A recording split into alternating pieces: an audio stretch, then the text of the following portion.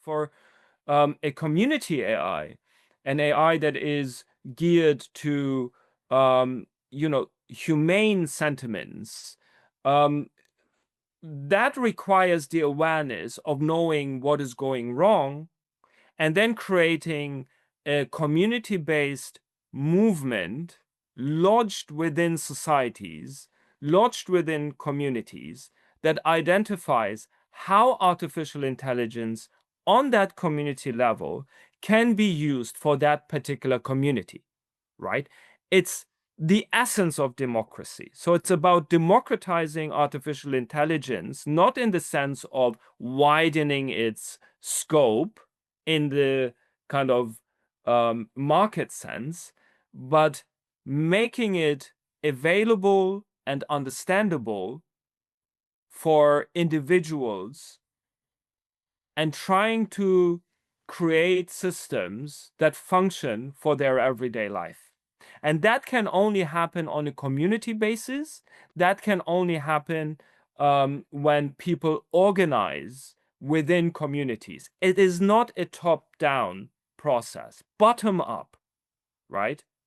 It starts with that library. It starts with that critical acumen. It starts with self-education, with mindfulness for AI, with an individual struggle to, move away from what the market wants towards your own individual preferences, preventing psychocodification, empowering yourself, empowering your subjectivity, your agency as a democratic citizen, and then stepping out of that, organizing within community as we always did as human beings, in order to move this whole debate into a direction that functions for that community, whatever it is.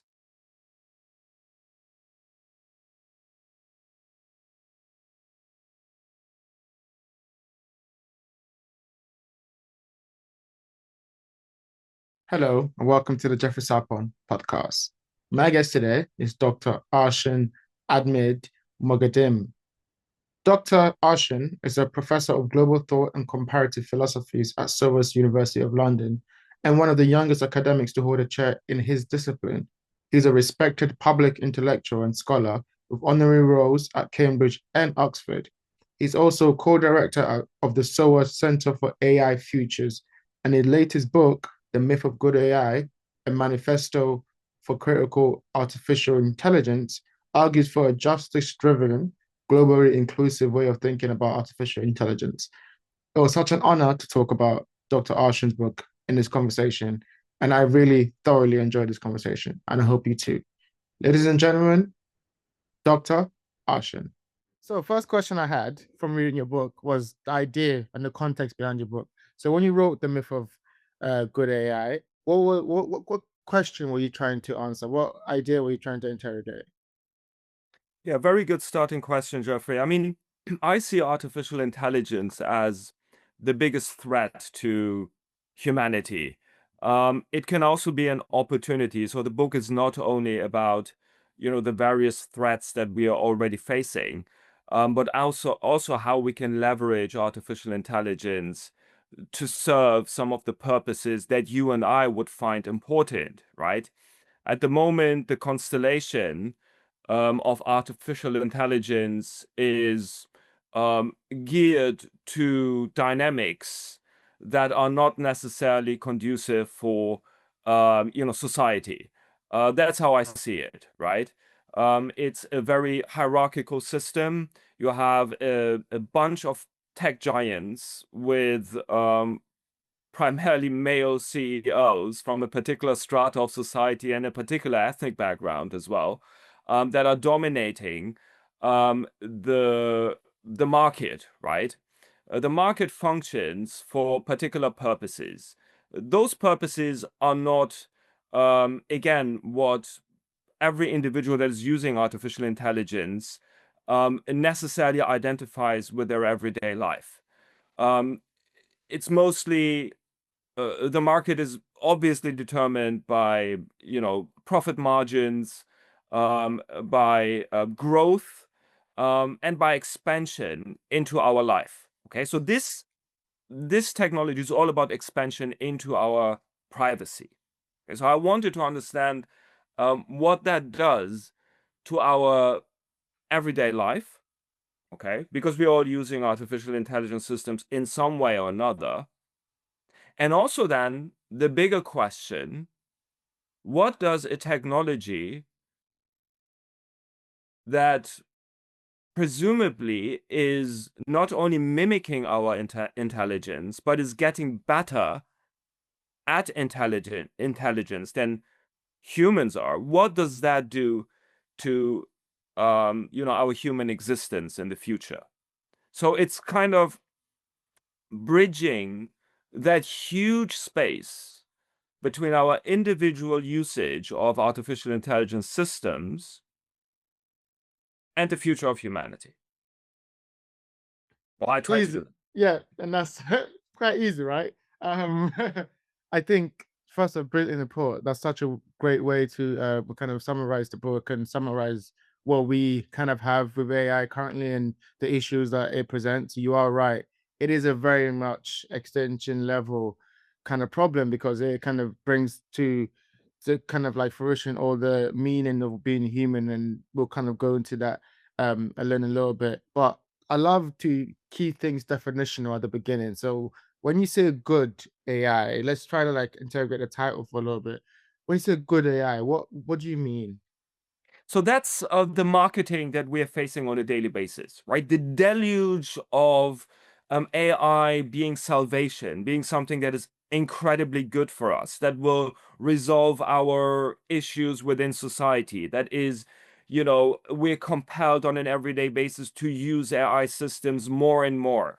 The idea that it will, revolutionize medicine, psychology, labor, um, even politics, right? I mean, I've seen so many articles coming out these days about how chatbots in the future will be better than our politicians, how it will revolutionize even warfare, how it will humanize torture, right? I mean, that's one of the chapters in the book as well, as if that is ever possible. But there are a lot of articles about that, and increasingly also some colleagues working in that direction, trying to merge ideas from cultural studies with AI torture and trying to find out whether or not this can be in any way human. So there is this huge, and I see it as a marketing ploy, this huge idea out there peddled by the tech giants and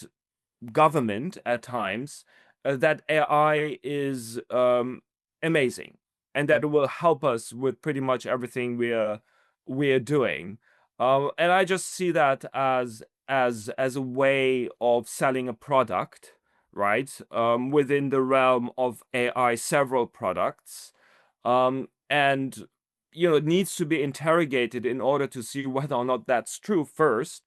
And secondly, how we can extract the real good AI for us, right? How we would interpret what is good about artificial intelligence. Because as it stands, that product is packaged somewhere else, right? We are receiving it, consuming it.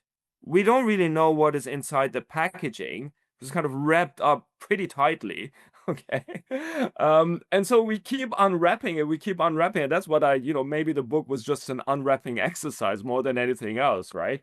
But we still can't see it in the end, right? Because it keeps morphing into something else. So it's that weird present that you get that you don't really know where to put it. And so the unwrapping exercise, including this podcast, continues. And that's I think you're so right when you mention about the fact that it's like a present you just trying to unwrap in order to understand, because it also feels like these technocrats are kind of making it a thing where they make it's too complicated for the normal people, and so they use that kind of as a way to kind of distance themselves from having to explain the reasons for some of the decisions. And by doing that, it kind of it mystifies it, where the people who the layman, let's say, it's easy for them to take on the idea this is good or this is bad, then there's no interrogation of what even those two these terms mean. So I think you are right. I think that's such an important thing we need to consider.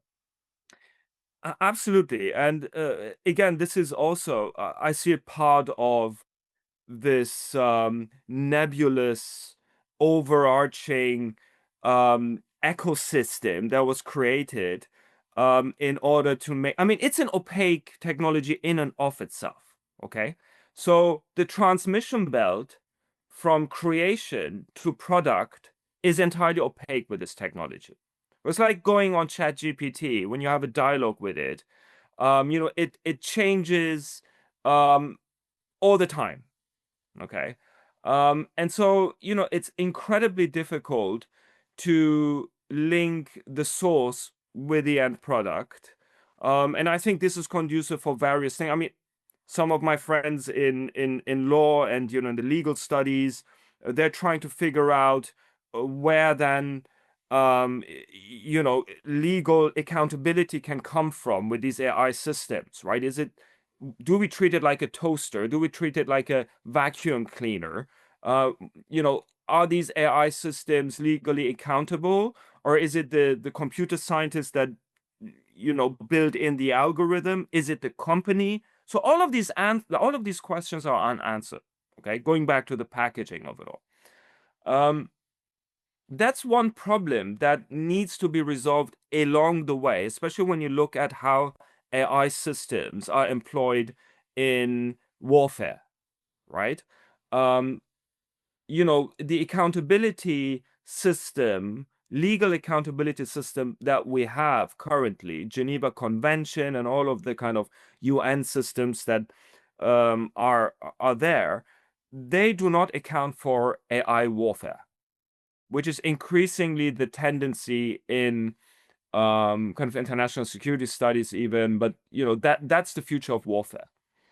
So obviously we need to know who is accountable. And I think this opaqueness of AI systems is partially a great way of hiding who is accountable, right? And this is why we have this legal vacuum right now where so many things are happening. Abuse, people being goaded into taking their own lives by AI system. I mean, we had that. I mean, this is insanely tragic, right? And yet there is no accountability for any of that.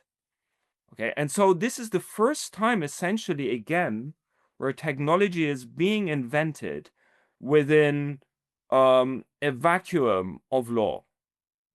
Right now, is this coincidental? Is this something that is useful to extend as a period of time in order to have the full freedom of innovation, right? We as individuals within society, I believe, need to know how we can contain this and what the legal systems that we have built over decades, how they can be used in order to contain the nefarious impact of AI systems, right? I think it's a legitimate question and it's a legitimate quest as well. I completely agree. I think even the idea that, like you mentioned, that it's outside law and it's being used by that as a way to kind of like, expand innovation, allow these people to, kind of move innovation forward. That's an interesting point. But what I think is far more interesting and why the mass needs to come to terms with this kind of new invention is that I think AI is more than just a technical innovation, but also a philosophical one, where like it asks us these questions about what it means to be human and what it means to relate to each other, and in a world where everything is so interconnected, what that means to deal with a system which it connects everything, but is also a black box where we don't actually understand what we're connecting with. Mm. And I think the question I have for you is that when did you, if this is the case for you, when did you see it as more of a, not just a technical interrogation, but also a philosophical and moral one, where you can like look at it from that perspective too? Yeah, excellent, Jeffrey. I mean, it really shows that you have a poetic mind, as I said. I mean, honestly, you think in very very universal dimensions, and that's very beautiful. It is the first time in human history that we are creating something that, as indicated, does not only mimic our intelligence, but it will be better at most tasks that we are doing. And I believe, and I try to explain that in the book as well, I think this compulsion, and I really think it's a pathology, to create a technology that is better than us. I really think that compulsion was a very particular compulsion that came out of the Enlightenment, right? And this idea of perfectionism, substituting God, a utopia of technology, that we've already seen also in kind of science fiction depictions, Orson Welles and all of them, that I think artificial intelligence is the end point of that pathology, right? It's essentially what Mary Shelley imagined with Frankenstein's monster, in a perfected way. Okay. And indeed, this new trend in the digital afterlife is an exact reincarnation of that book, right? Of Dr. Frankenstein, essentially creating a non-human, well, it's a humanoid, right? Essentially. And that's already being trialed, and that's already being implemented. So there is that metaphysical, by definition, beyond the physical dimension of artificial intelligence. It's not only about accessing our bodies, it's also about, and in particular about, accessing our mind and recreating how we think and recoding how we think, how we act, and how we exist as humans, right? On that existential level. And AI is the first technology that allows for essentially full penetration. So,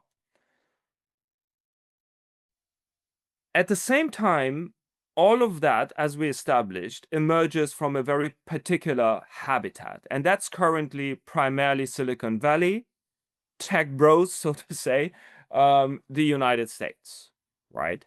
So that's the cultural habitat of artificial intelligence as it is presented to us.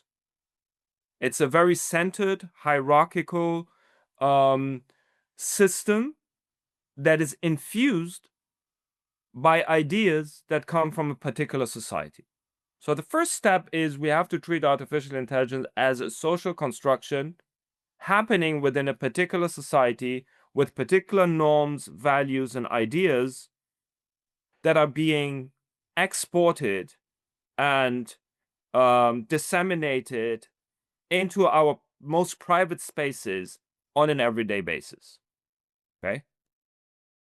The philosophy behind that is a very particular materialistic philosophy that is based on, the expansion of the market into our living room, okay, on our phones, on our TVs. All AI-powered device that we have is part of that market and part of that philosophy of expanding the market into our everyday existence, right? Now, imagine AI systems would have been developed in a very different cultural habitat, right? A cultural habitat with a long tradition of spirituality, a cultural habitat with a long tradition of, human-centered philosophy that is not geared to profit-making. The AI systems that would emerge out of that environment would be different, right? They would be infused with different data. And the outcome of that data, the algorithms based on that data, would be different too. So again, this is something that I look at in the book, where I deconstruct the current AI habitat as we just established, particular place, particular values. Sometimes they say garbage in, garbage out. Well, we don't want garbage, right? Let's look at other systems. If this technology is a technology that is a potential threat to the human constitution, then let's look at other philosophical systems that appreciate humanity and that have a longer tradition, certainly than the United States, in looking at what life is all about. Okay. And maybe we can move away a little bit from this idea that consumption, the market, profit making is central to our life. And you and I would agree it is not, right? And it shouldn't be. Certainly, it doesn't make us humane. It doesn't make us humane on the one side and human only to consume. Mm-hmm. Okay, so that was the idea behind pluralizing philosophy and imagining what an AI system would look like if we gather global incentives and a global input. At the end, we would have better algorithms. That's the argument behind it. We would have good AI, right, that would function for humanity on a global scale. Yeah. I completely agree. And I think you made that case so well. And I think I mentioned that before. And I think that is the pivotal point.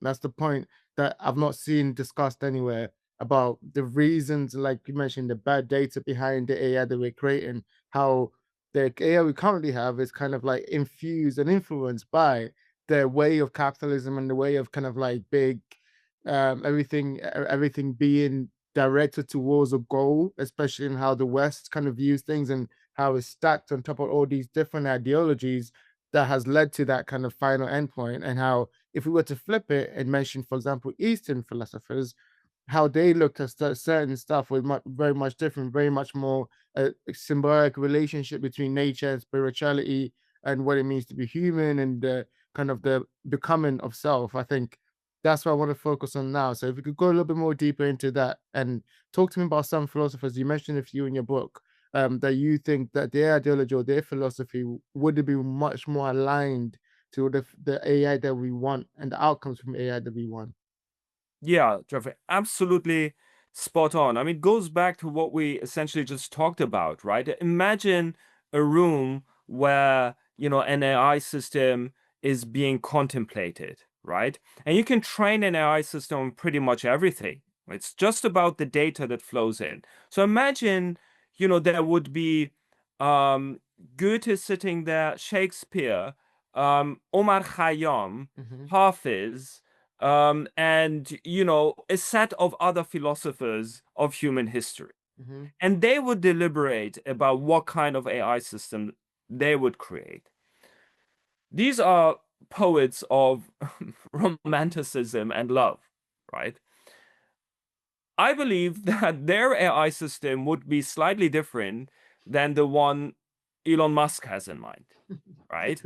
Um, absolutely. and so they would have a very confined, I think, if he would be in the room, let's imagine him. We put him in the room as well. Mhm, Okay. mhm, So if they would have a doubt, they wouldn't understand him. And he absolutely. wouldn't understand them, obviously, right? But I think they probably would try to understand his motive behind creating an AI system, and they would find it entirely anti-human, right? They would not see the merit for humanity in the AI systems that he is creating. They would look at how AI can further our most innate human abilities and how it can improve our deficiencies. Why? Because their thinking is human centered and their poetry was all about the sentiments that are intrinsically human and that will delineate us from the emerging world of hybrid humanoids in the future.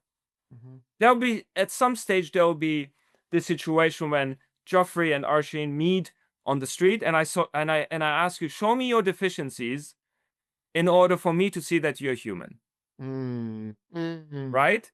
Because the perfectionism of AI is all about creating that perfect subjectivity, right? That perfect thing. We don't know yet what it will be, but that's the idea behind it. Right? That's the marketing ploy. That's good AI as a product, right? We will create a utopia, a very totalitarian idea. Now, it comes to mind, and this is exactly what the communists would talk about, or any other, I mean, the re-engineering of subjectivity and creating the perfect utopia is a totalitarian approach. Okay, that's what the fascists say. That's what the communists used to say. I'm not talking about the more enlightened ones, but those on the most extreme spectrum. And here we have the same re-engineering subject, re-engineering individuality, but an individual that functions for the system, for the market. Okay. Now, Khayyam, Hafiz, Goethe, Shakespeare, and Sun Tzu, let's say, they would say, okay, let's create an AI system that functions for the individual, for love, for compassion, for empathy, for all of those things that make us human and that also have an imperfect side to it, right? Love, hate, okay? Pain, happiness, suffering, all of those things. And obviously, and Elon Musk would not understand, was that, so what's the profit margin in that? Okay, man, there is no profit margin here, right? This is about good AI. This is our good AI. So that's essentially the message behind those chapters. Beautifully put. I think you're completely right. I would love to be in a room with all those philosophers. That was so cool, man. You just be a fly on the wall just to just hear them speak. That would be so cool. And just the non-communication would be incredible. I really think they would diss Elon Musk on such a cool level, and there would be a real good kind of maybe even an adjustment on both sides, if there is openness to receive ideas like that, which is not always the case with these people that are already sheltered in their own universe, right? But certainly that dialogue would have merit because it could create a new understanding of how AI can actually function for individuals, Yeah, absolutely. And for bigger systems. developing on that point, how AI can function for individuals and bigger systems, you make a point about the danger of AI God. And you make this brilliant point about how what enlightenment did, through its kind of like repercussions, was that it brought God down almost. It took the idea of an abstract God and made it, kind of like, okay, this can't be. And Nietzsche helped with that, obviously. And I think the kind of like that led to a way where people who believed in abstract, in a way where they could make a relationship with that. But what AI God does, and to look it back to Elon Musk, is that you kind of mentioned how Neuralink and AI God fused together would give people a real God that's in their head, that is telling them and to what to do, which I keep mentioning, if that AI God is incentivized by the market and is telling you things to go buy and kind of nudging you this way and this way to this company, that is such a dangerous precedent they will set, because you lose your autonomy, you lose your free will, you lose what makes you human. So can you speak a little bit more about that idea of, like, with the death of God, there is now a new God being created, and the idea that made in by humans and a likeness of humans, but not the humans that we want to be leading our whole society. have that one power, leading it towards market profit, how dangerous that idea is. Can you touch a little bit on that? Mm. Yeah, great question, Jeffrey. I mean, if we would play devil's advocate for a second, um, that niche in that AI market, I see that as something that has not been developed to the degree that it can be. So let's bring out the villain in us. Okay, we do it for a particular purpose. All right. An AI religion with an AI god that you could have on your phone in an app would be incredibly appealing, right? ChatGPT is already functioning as such for most people, right? It's just that the religious dimension is kept out of it at this stage, right? And I believe it has a lot to do with, at this stage, keeping things provocative enough to have that pace of innovation. There is a political incentive behind that because of the competition between the United States and China, right? There's also a political incentive for not confining things with legality at this stage. Collateral damage are those people that are suffering and being discriminated, and the racism and all of that, or people who are, abused within those systems.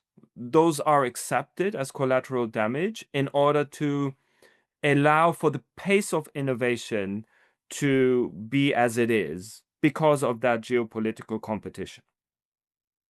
Now, at the same time, you don't want to venture into more controversial territory, such as religion, at this stage, because the repercussions would hamper that original, what we just said, the ability to keep the velocity of innovation at this level, right? You don't want to necessarily annoy the Catholic Church at this stage. You don't want to annoy,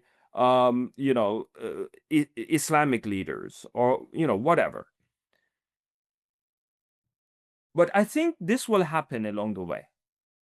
There's already, a form of religious organization happening with AI systems. And this availability of ChatGPT and the way people are using it, and don't forget, religions are always dependent on us, right? If we don't act, religions stop to function. That's what, again, secularism and, all, the death of God, so to say, as a metaphor, that's what it created. Why did religions, why did they stop to function? Because people stopped enacting them. But with ChatGPT, you see a very almost quasi-religious adherence to its wisdom, right? And it's only one small step away from that to get into the religious realm. People want to believe, I think. Many people want to believe. Many people want to explain things that are not explainable. That's how they use ChatGPT. That's how God and religions function. Religions functioned, not necessarily God, but religions function to explain things that people thought need explanation. And then God came in for that realm that is not explainable. Okay? It's God's will. Well, now it's ChatGPT's will, if you like, right? And I see really, again, playing devil's advocate, just one small step away from turning that into, to adding layers of quasi-spirituality, techno-spirituality, and to give it a religious coloring. And imagine that. Then you have an AI god at the tip of your finger that you can carry around on your phone that has that ability to answer all of your concerns, that is perfected in terms of knowledge in the way that you and I can never be, neither the prophets, by the way. Mm. Okay. Incredibly appealing. No? I mean, this idea is incredibly appealing in the most villainous sense that you can imagine. And I see that coming at a later stage when things are progressed to the degree that it can be viable, I right? completely agree. No? What do you I think? no, I Yeah. completely agree because as you're speaking and as you're saying, I can see the if I'm putting my villain hat on, the incentives for these people that run these companies to do it. Because, like you mentioned, if you have a system which can answer every one of your questions, we remove the difference between search engine and us finding out the answers. It will give us the answers to the questions we didn't even know we had. Exactly. And how cool is that? I mean, that's how why do you need any human interaction? I mean, that's already happening with, this depression crisis, this mental health crisis, people detaching from other human beings, from their families, from their friends, because they ask ChatGPT what they need to do, right? And then we're floated with the idea, okay, in our psychological systems, that it's actually better to have an AI system um, deciphering our mind. Um, and so, why wouldn't people then already use it on their everyday basis as a friend, as a mother, as a father? It's very affirmative. It's very, ChatGPT and all of these large language models, they're very positive in their approach in the sense that they affirm and, they don't give you aggro. Okay. And so, it's incredibly appealing. I do think I see this as being a possible tangent in our future, but to kind of play the devil's advocate to our devil's advocate, what would you think? What do you think would be the downfall of an idea like that? Where do you think it would lead? Apart from the obvious of loss of human connection, but where do you think it would break apart? I think the fabric of society would break apart because the fabric of society is based essentially on our, interaction on a human level. That's the pure definition at base that sociologists would give you for society, right? Mm, And that's how we sustained ourselves again as humans throughout history, right? We created communities, we created interactions, we learned um, how to deal with our imperfections, right? We created sciences in order to deal with our illnesses and things like that. So, that's our definition from society, which is then also a give and take, right? We give to society and we get back from society. Now, mm, if society is scattered in this AI universe and there is no real interaction between humans anymore, just the ones that are condoned by, market dynamics or, systemic dynamics, but not the ones that we would consider, more substantive, then the fabric of society is challenged, at least challenged. And again, I think the mental health crisis in technologically saturated societies, mostly the Western societies, um, and there is a lot of evidence already, the studies are clear about that, is very much related to this individualization that the AI world not only brings with it, but actually demands, right? The iPhone, um, the name it's genius, right? From a marketing perspective.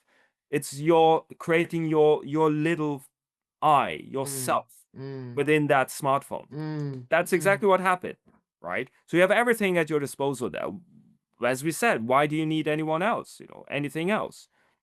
Um, and then that also does something to the psychology of people, right? So we established that a lot of um, psychologists have established that the mental health crisis has a lot to do with overusing your phone, right? It disrupts sleep patterns. All of that is well established. Okay. Um, but then it also does something with your psychology, because you can't relate anymore. You can't relate beyond that technology anymore. So you're hooked. It's an addiction, right? And again, it's being treated as an addiction increasingly. But it's an addiction that is not only incredibly intrusive, but again, because of the nature of the technology, very opaque as well, right? It's not like unconsciously taking LSD or whatever drug one would take, and then you take the drug and it has an effect, right? Within that temporal space of cause and effect, taking the drug, you pretty much know what happens. You know that it wears off as well, okay? Well, you don't know that with this technology. It doesn't wear off. It's like an ongoing trip, okay? And it continuously messes with your system. And that's what's happening every day. Every day with every individual that is living in a technologically saturated society, without them realizing it. They're being infused with a drug that essentially harms them. How does this idea relate to, you mentioned the word in your book, it's all psycho-commodification. How does that play a part in this idea you just mentioned? And that's exactly what it is, psychocodification, right? It codifies your psyche. This is how we also teach it at SOAS, where I'm based, right? We have 3 themes for our understanding of what artificial intelligence is doing within society. One of them is psychocodification, which is essentially what we just established, the recodification of our psychology in accordance with the demands of artificial intelligence, which go back to the issues of market dynamics, making us more manageable, governing us, power, accessibility, coding us in the way that we consume, all of that we already talked about. Second important theme, and they're interdependent, is what we call microbial surveillance. Okay? Microbial in the sense it's incredibly minute, Jeoffrey.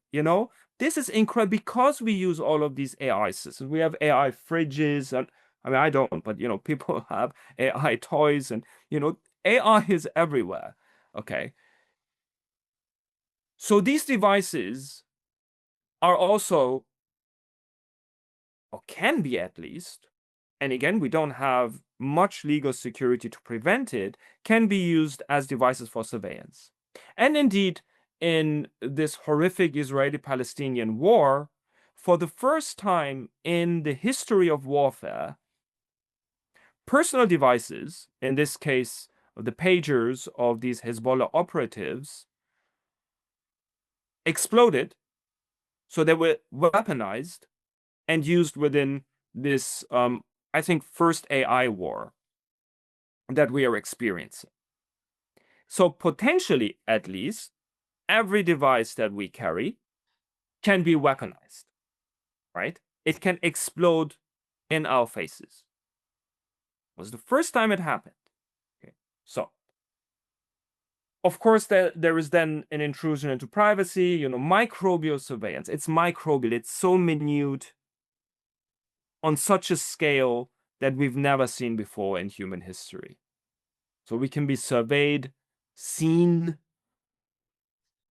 in a way that we were never seen before. It's not Orwell anymore, where you have a remote headquarter, the totalitarian state, right? With like CCTV and all. No, it's not that. It's by far more intrusive. We wish it would be that, because then you can march towards that headquarter. You can crush that totalitarian system as people did, right? And then, you can try to recreate something better. But with this one, where's the headquarter, right? We don't know. Okay. So this is the dilemma with this technology, and that also explains the term microbial surveillance. And then we have post-human warfare. the third concept that we use, right? The various ways that AI systems are included in warfare, taking in the loop from trigger to death, the human supervision is being taken out increasingly. What does that do to various forms of warfare? Doesn't it explain these never-ending wars, right? That states are now capable to conduct wars over years and years and years, terms such as hybrid warfare and all of that, they're in many ways related to this. So these are the three concepts that explain a lot of the effects that that artificial intelligence having on from the individual to larger systems. I think that was first of thank you. That was such a brilliant kind of arc, and I love that you ended it at warfare and surveillance, because that was actually going to be my next point, my next question. Because as we see all of these systems kind of like come into being, we kind of see it first on a personal scale, like how you talked about how it affects us and our connection, but very quickly it will be turning to using it for warfare. It will be turning to using it for statecraft. And you gave a few examples in your book, about, like, one example you mentioned, I think, was how the cameras at London Piccadilly are kind of trained to kind of pick up where you look and some of the cars that are passing by and your gender, and like, so these things are being already operated and used to kind of see what you're interested in, and then feed that back into the corporate world. But I think when it comes to like military and the systems, one other point you mentioned was how they could be used to predict crimes in the future. And if, like we've spoken about before, these AI systems are based on ideas of the West, where is known for so racism, and like kind of like all of these kind of um you know not inclusive ideas of like how human beings are. If you kind of have that same systems and you build that bad data into AI, there is a chance that the AI could just repeat that kind of mistake again. And if you're arresting people based on bad data, that's going to be a very dangerous kind of stew, I'll say. What worries you most? Kind of talking about all of these kind of warfare and how AI can be used in warfare. What worries you most about how AI will be deployed in the future in warfare, and what do you think people need to understand about that? Yeah, absolutely. So we already had, as you rightly flagged, arrests that were based on wrong facial recognition because of the data of the software not recognizing minority faces, for instance, right? And if you take a look at some of the stuff out there online, like the guy that was arrested had nothing to do with the actual criminal, right? Honestly, I mean, it's like insane, the discrepancy. Okay, now people say, well, they're getting better at facial recognition.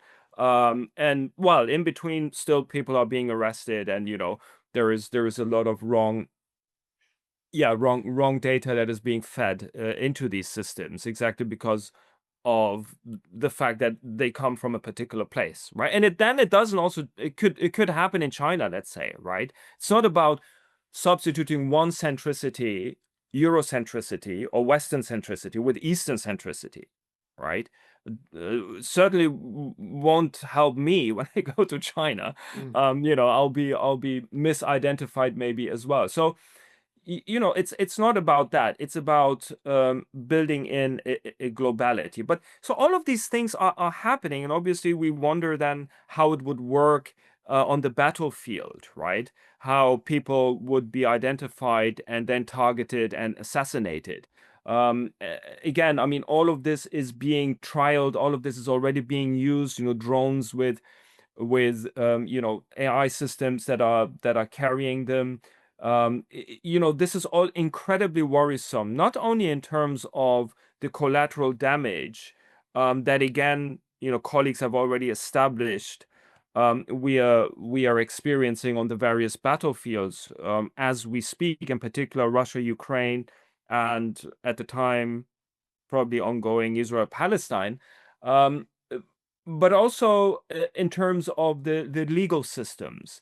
And I think this is crucial because currently we really don't have a functioning, internationally sanctioned legal system that would put AI warfare under the scrutiny in any way comparable to the scrutiny that nuclear weapons or weapons of mass destruction have, right? Well, again, here is a very good analogy in history. Okay, nuclear energy, everyone who watched Oppenheimer or read through his biography, or these people who were a part of the Manhattan Project know this. Nuclear energy was never meant necessarily, was never primarily about, destroying the planet, obviously. Okay. They had a very different historical circumstance, was all the issue with fascism and, but essentially it was about, at the beginning, it was also about energy and creating nuclear energy, right? And then, the breakthrough to weaponize it happened, right? And so this is essentially where we are. We are at the threshold of another Oppenheimer moment, okay? And at some stage, we will see an AI weapon system that is probably even more devastating than, a nuclear bomb, in the sense that it can target more minutely and that it can destroy more widely, right? And that, and someone say, okay, that's better. So you don't have to kind of devastate Hiroshima and Nagasaki anymore. You just take out the leadership of a country and that's it. Okay. But that also implies that the possibility of low-scale wars, the threshold for that is lowered. You can wage war on a country without declaring war. Okay, you can kill people without officially being at war with them, first. And secondly, there's no legal system that would prevent you to do that. Whereas if you launch a nuclear weapon, you would provoke, not only probably the end of humanity, but also, the whole United Nations system, or let's say just a mini nuke. Okay, there is an established international system that would not allow for that to happen. And if it happens, there would be serious repercussions for that country. Okay. Now, we don't have that with AI systems. You can target here and there, you can kill here and there, you can destroy here and there, a bomb going off here and there. And this is all still legitimate in the sense that there is no legal sanction to prevent. Very well said. I think we've done a very good job of like starting at the philosophical, going into the individual and the personal, and now ending with the kind of like the global and the implications for all of these at these different levels. What I would like to do now, how I like to always end these conversations, is on a positive kind of like a hopeful note, because I know that there is that fit, there's that relationship between fear and fascination when it comes to AI. We're both very, very, very much aware of like the causes, the things it could do, and I think it's very important books like yours exist to kind of give people the kind of the clarity they need to have to really tackle these conversations. As we said, it's not just a technical thing, but it's actually a philosophical, moral question for our whole species. But also there's a fascination with these systems and what they could do, and the thing what they could be used, and the kind of struggle and the pain, and maybe the stuff they could be used to eradicate, the poverty and the starvation, all of these things. If only if we could, use the systems in the right way, which I think is kind of is your underlying point. So on that level, what do you think? What is the potential for AI to kind of help us in a way? What is good AI? If what we have currently isn't good AI, what could AI be used in a positive way? Absolutely. I mean, the first step is awareness, right? So what you're doing is incredibly important, creating awareness about what this technology is all about, what its threats are, and based on that analysis, what we can do about it in order to leverage it for, something that you and I would consider to be good AI, or that is more conducive to a form of artificial intelligence that supports causes such as, environmental protection, preventing famines, preventing, environmental catastrophe, preventing war, creating more equality, emancipation, all of those things. Okay, that's what I associate with good AI. But the first step is then to appreciate the existential dangers of this technology. So everyone needs to do that. I think that's a responsibility of every individual living in this age of artificial intelligence. Have your private library, set out your YouTube channels that are critical, educate yourself in what is happening with artificial intelligence, the harm it does, the horrible things that are happening, so that you feel the urge to participate and contribute to good AI, community AI, and Mandela AI, let's call it, right? And here is your opportunity. For every SS bot, for every evil AI, there can be a good AI, because it's all about good data in, good algorithms out. So why can't we have a Gandhi or Mandela AI? Certainly technologically, there's nothing to prevent that. The system, as we established, doesn't have an interest in that. Going back to that room, what are you poets talking about, right? We don't want that. Why would I have a loving AI? Okay, I don't think that will sell. I have a devilish one. I have a Lucifer AI. That one may create more, interest. It's all about like creating ruptures, and that's why also like with the algorithms, there's a reason why on Twitter the most extreme tweets get the most hits, right? It's all about that taking away the nuances, and the extreme ideas are being highlighted. But again, that's the way that the system is currently using artificial intelligence, selling us this idea of good AI. But for a community AI, an AI that is geared to humane sentiments, that requires the awareness of knowing what is going wrong, and then creating a community-based movement lodged within societies, lodged within communities, that identifies how artificial intelligence on that community level can be used for that particular community, right? It's the essence of democracy. So it's about democratizing artificial intelligence, not in the sense of widening its scope in the kind of market sense, but making it available and understandable for individuals, and trying to create systems that function for their everyday life. And that can only happen on a community basis. That can only happen when people organize within communities. It is not a top-down process, bottom up, right?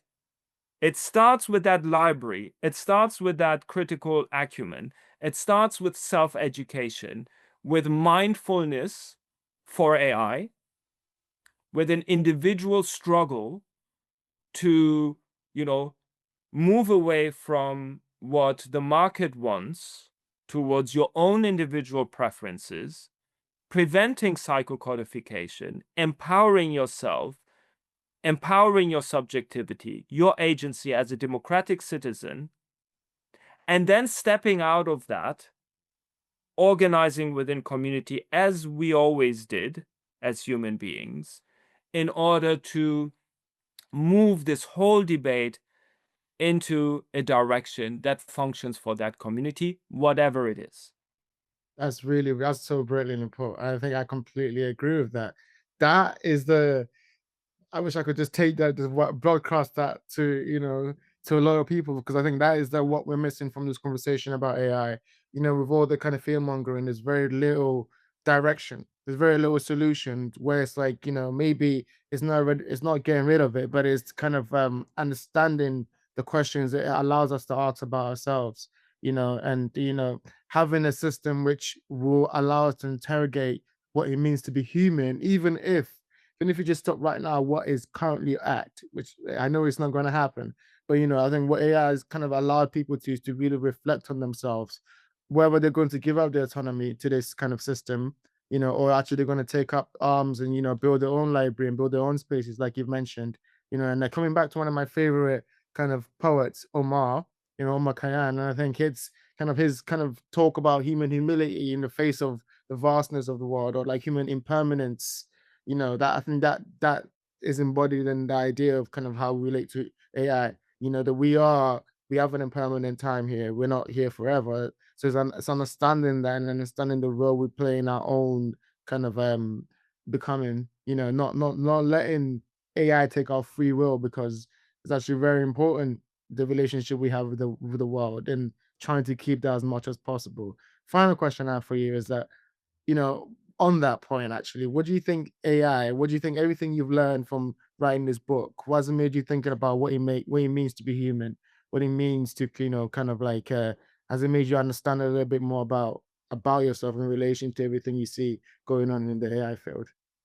Yeah, brilliant. The magic is in us, Jeff. I mean, the beauty of being human is in our imperfections, right? And I think that in the end, it's those imperfections, as we established, that would delineate us humans from the hybrid creatures that are already being contemplated, right?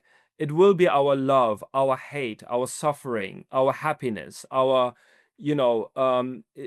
all of those things on the wide spectrum of emotions and sentiments that are not comprehensively explainable by any science.